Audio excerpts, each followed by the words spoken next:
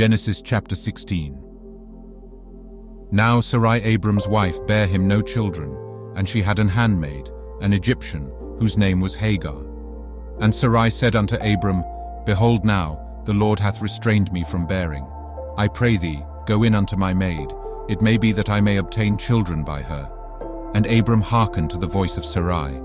And Sarai Abram's wife took Hagar her maid the Egyptian, after Abram had dwelt 10 years in the land of Canaan, and gave her to her husband Abram to be his wife.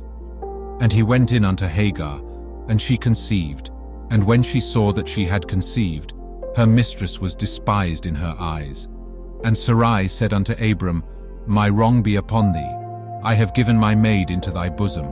And when she saw that she had conceived, I was despised in her eyes. The Lord judge between me and thee.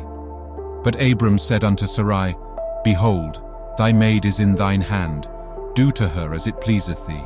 And when Sarai dealt hardly with her, she fled from her face. And the angel of the Lord found her by a fountain of water in the wilderness, by the fountain in the way to Shur.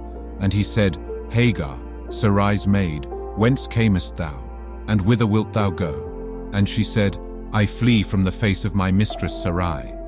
And the angel of the Lord said unto her, Return to thy mistress, and submit thyself under her hands. And the angel of the Lord said unto her, I will multiply thy seed exceedingly, that it shall not be numbered for multitude. And the angel of the Lord said unto her, Behold, thou art with child, and shalt bear a son, and shalt call his name Ishmael, because the Lord hath heard thy affliction. And he will be a wild man. His hand will be against every man, and every man's hand against him. And he shall dwell in the presence of all his brethren.